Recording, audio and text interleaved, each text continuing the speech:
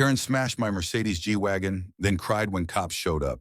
I'm Ethan, a 31-year-old entrepreneur who built my business from scratch to afford my Mercedes G-Wagon. This is the story of how Karen, the neighborhood's spiteful HOA tyrant, smashed my car in a jealous rage, and how she broke down in tears when the cops arrived sealing her bitter downfall.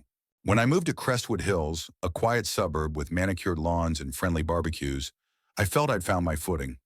My Mercedes G-Wagon, a matte black beast with rugged charm, was my reward. I'd spent years growing my eco-friendly startup, skipping luxuries and pouring every profit into its purchase. That car wasn't just a vehicle, it was my triumph, a symbol of every sleepless night I'd spent building something meaningful. Neighbors loved it, often asking about its off-road capabilities or snapping photos with it. Everyone except Karen. Karen, a 54-year-old HOA enforcer with a talent for sowing discord, lived down the street.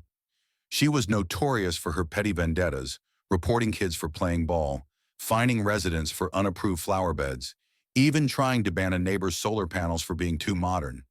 My G-Wagon became her obsession. "That car's a rich jerk's toy," she'd sneer as I washed it. "You're not a tycoon." Ethan, I'd laugh it off, but her glares were sharp as a blade. I never imagined she'd take her hatred to such a destructive level. The trouble erupted at a neighborhood eco-awareness event I'd organized to promote sustainable living. I'd parked my G-Wagon near the event tent, its black finish catching the evening light. Karen, who'd shown up to complain about the messy setup, spotted my car and marched over. "This car's a disgrace." "It's all for show," she shouted, drawing stares from attendees. I kept my composure, saying, "It's just my car. Karen, let's focus on the event." But her eyes burned with contempt. I overheard her muttering to a friend that startup kid needs to be taught a lesson. Her words lingered like a dark cloud, but I let them pass. That was my first mistake. The next morning, as volunteers packed away the event's booths, I walked to my car and felt my world collapse. My G-Wagon was a wreck. The windshield was shattered into a spiderweb of cracks. Deep dents scarred the hood and doors, and "Rich Jerk" was scrawled in dripping yellow spray paint across the hood. A cruel jab at my hard-earned success. The damage was savage, a chaotic assault that screamed malice. My hands trembled. Repairs would cost tens of thousands of money I'd set aside for a new green initiative. This wasn't just vandalism, it was an attack on my dreams. I called the police, but they warned that without evidence, the case might stall. I felt violated, helpless, until I checked Instagram. In the Crestwood Hills residents group on Instagram, Karen had gone live at 9 p.m. the previous night, right after the event. The video showed her smashing my G-Wagon's windshield with a tire iron, laughing as she dented the hood and sprayed "Rich Jerk" across it. "This'll teach that rich jerk a lesson," she crowed, zooming in on the destruction. The stream had 170 views and comments cheering. "Nice one, Karen." My blood boiled. She hadn't just ruined my car. She'd turned her crime into a public spectacle, mocking my life's work in front of our community. I saved the video, my mind racing. Karen wasn't just a complainer.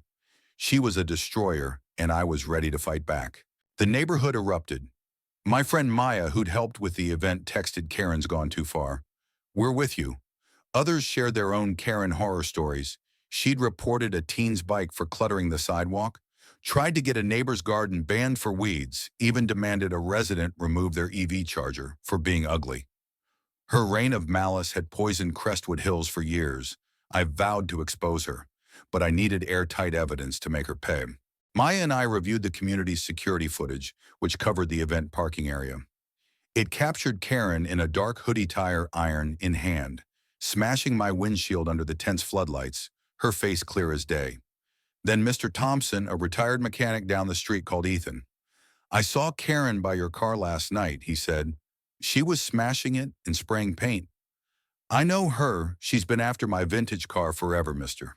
Thompson's voice was firm, his feud with Karen over his yard fueling his resolve. His testimony was gold, but I wanted to seal Karen's fate. I posted in the Instagram group, keeping it vague. "Whoever smashed my G-Wagon, I have video evidence. Come clean or face the consequences." Karen replied within minutes, "Stop playing victim. Ethan, maybe don't flaunt that black toy around." Her audacity was staggering. She thought her HOA position made her untouchable. But the group turned on her residents, posted about her past stunts, keying a car over a parking dispute, reporting a kid's lemonade stand for permits. Karen's fortress of spite was crumbling. The tension brewed for days. Karen kept posting, calling me a spoiled tech bro, and my G-Wagon a rich kid's stunt, despite knowing I'd built my business from nothing. Each jab fueled my fire. This wasn't just about my car. It was about standing up to a bully who tormented our community for too long.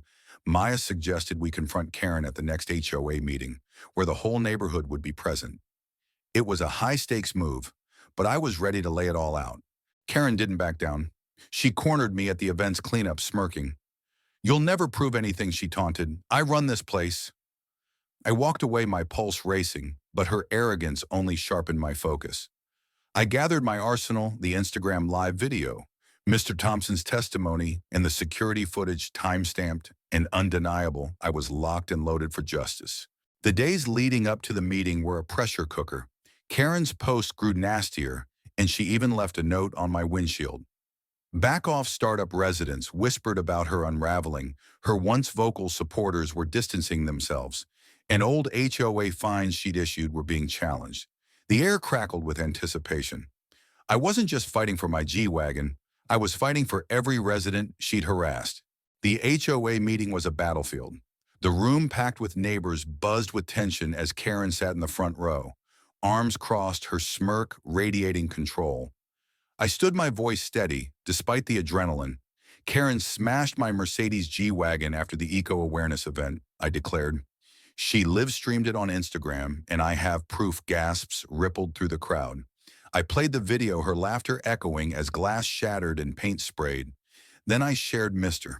Thompson's testimony and the security footage, her face unmistakable. Karen's smirk vanished. She leapt up, screaming, "That's a lie, you're all out to get me." The room erupted. Neighbors shouted, "You're done, Karen, and we're sick of your bullying." Maya held up a timeline of Karen's Instagram rants, a years-long trail of venom. Then the bombshell: the police, tipped off by the HOA board, had reviewed the footage and were already on their way. They'd been investigating Karen for months, documenting her history of petty vandalism, keyed cars, broken planters, even a defaced community sign. As Karen shrieked, "This is a conspiracy, I'm the victim."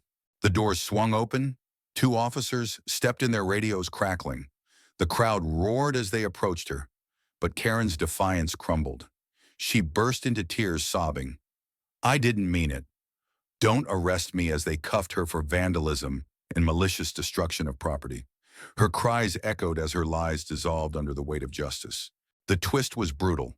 Karen's breakdown became the story's centerpiece. A local news outlet, invited by Maya, captured her tearful arrest, and the footage went viral alongside her Instagram live, racking up millions of views. Hashtags like Washishin Karen vs G-Wagon trended, with memes mocking her sobbing plea. The HOA board, backed by resident complaints, voted to ban her from all future meetings and events, effectively ostracizing her from Crestwood Hills. As they led her out, a police cruiser's lights flashed outside, casting red and blue across the stunned crowd. Neighbors who'd seen her live stream now recorded her crying, their phones capturing her downfall. In real-time, justice wasn't just served, it was a public reckoning. Karen's collapse was seismic. The viral footage destroyed her.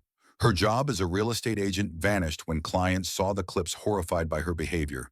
Her allies deserted her, and her house hit the market. The sign defaced with "Karen's out" in spray paint. She'd thought she could ruin my car and maintain her grip on Crestwood Hills. Instead, she ruined herself, her name forever tied to the tire iron she swung.